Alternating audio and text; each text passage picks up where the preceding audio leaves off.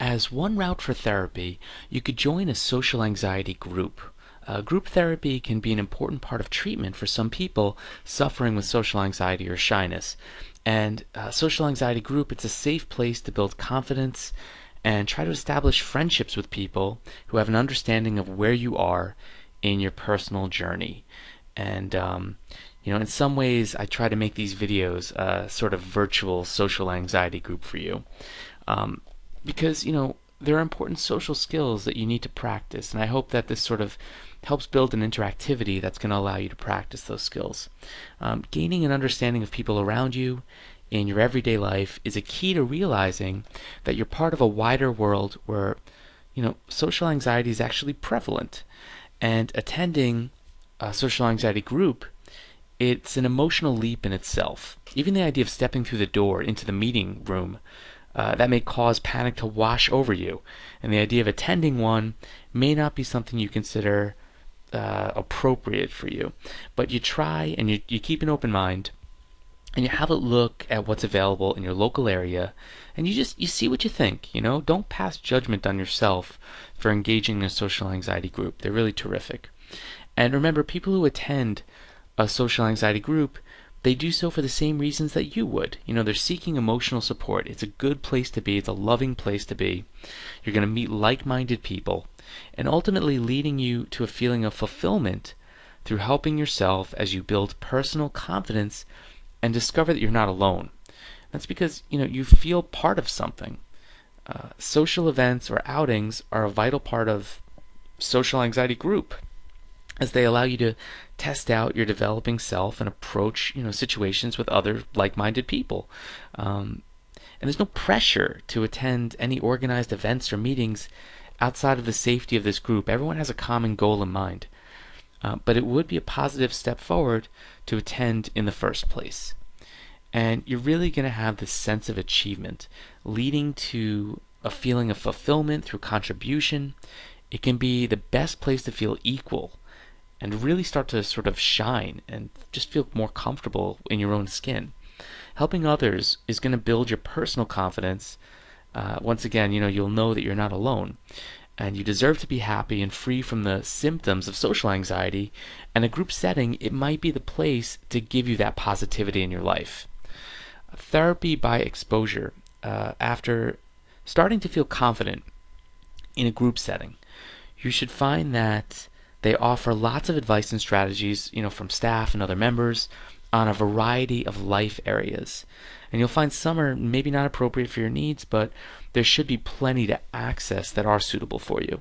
So a social anxiety group should, for example, offer help with job interviews, meetings, speaking with strangers, dating, attending parties, eating, drinking in public, speaking with authority figures. That's something I had a lot of trouble with. And by authority figures, I mean, teachers, hospital consultants. It'll help you with general trips or outings, going to the grocery store, situations where you might be observed. It's just, it's more hand-holding support to really get you moving. And the usefulness of a social anxiety group as against, specific therapy is the chance to meet other people, realizing you're not alone, and being able to pull on a wide variety of different strategies for handling your symptoms in particular situations. I try to give you a lot of really great actionable things that you can do in real life, but maybe, they don't apply to your exact life. Maybe they don't apply to your exact workplace or career or even age group at times. Maybe, you're not, in some 9-to-5 corporate America situation.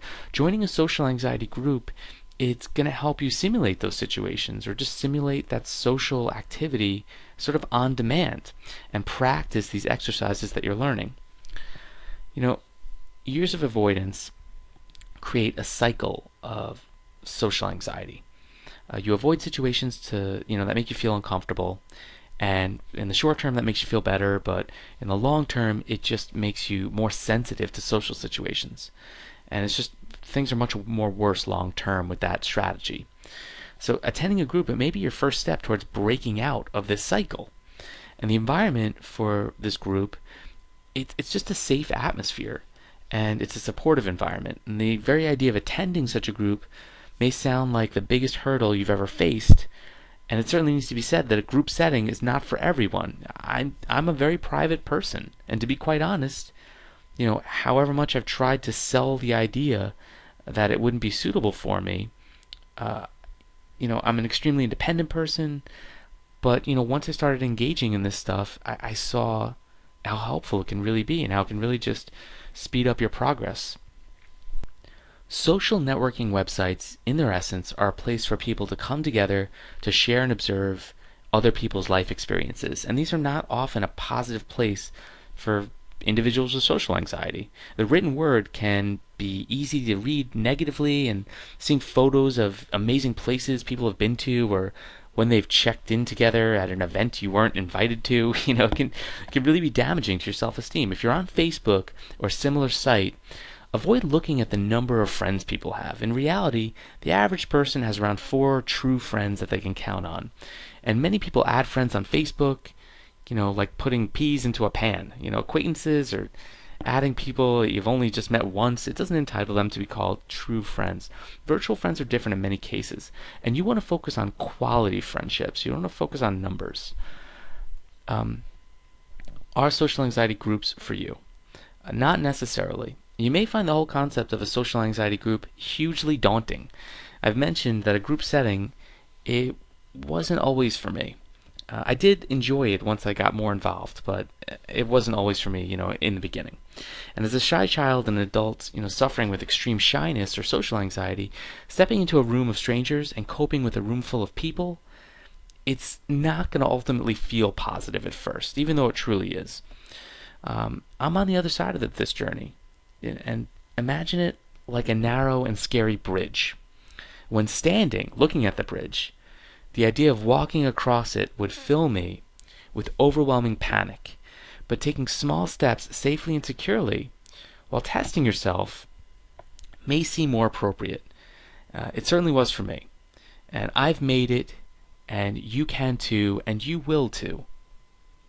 I want you to check out a free video series that I have at socialanxietyfix.com.